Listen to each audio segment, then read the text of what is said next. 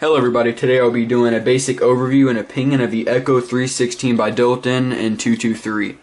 I'm going to give you my opinions, a shooting test, and I'll show you the internals too, but we're going to start with the external. To start, we have the barrel here, 16-inch carbine length, 1-9 twist, A2 flash hider, and it's heavy profile.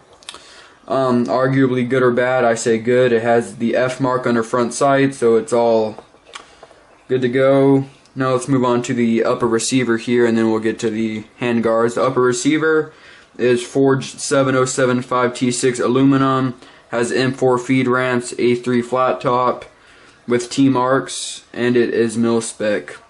Right hand ejection, and yeah. Now let's go to the lower receiver here, where all the business happens. We have the forged 7075 T6 aluminum, hardcoat anodized. It's all mil spec. Magpul MOE grip, which is good. It's made in America. I like Magpul.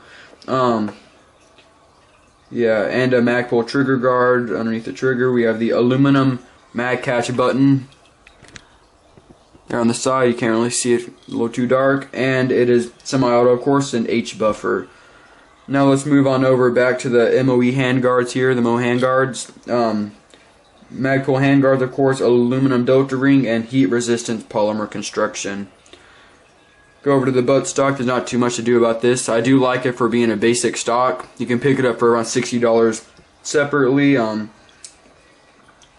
polymer stock, and it has a mil spec buffer tube on it, which is all good to go. The entire gun itself weighs 6.8 pounds.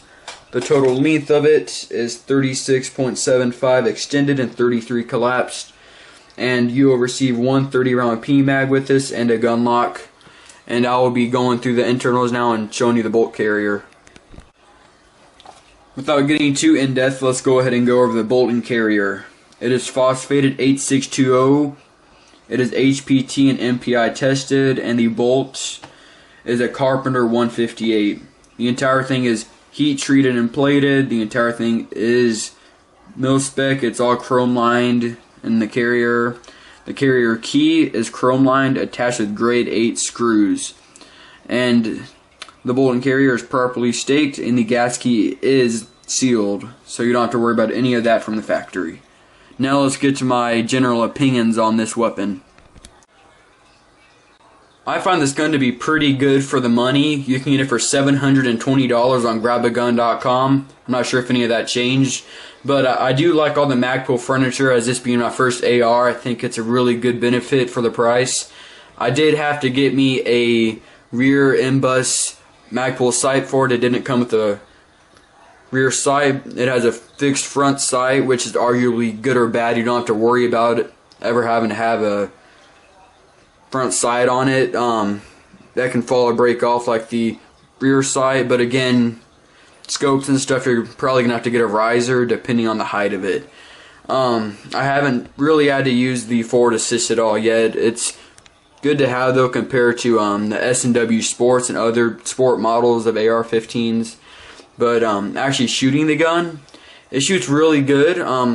The first time I took it to the range, being my first AR-15, I had some issues personally with the magazine catch and lock and the cocking of it, but that's all on me. It shoots great. Again, it comes with the PMag, which I said before. It's good. I like the PMags. They don't jam up as much as any other magazine that I heard of, and they're cheaper. They're about $12. Now I'm going to show you the target that I shot today, and I'll also show you some fun I had on rapid fire day at the range.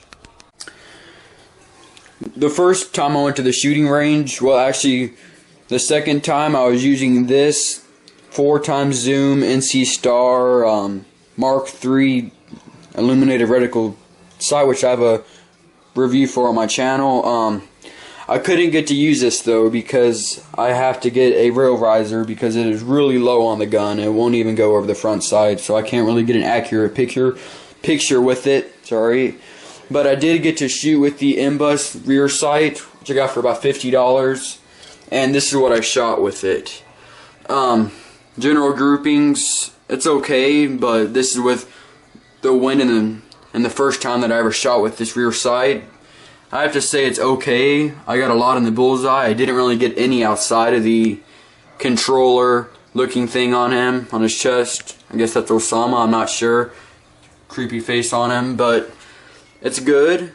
But I wouldn't say it's amazing, but that has to do with the sight, not the gun. The gun itself fires awesomely. I've not had one jam in over around 300 rounds so far. Now let's get to that rapid fire footage.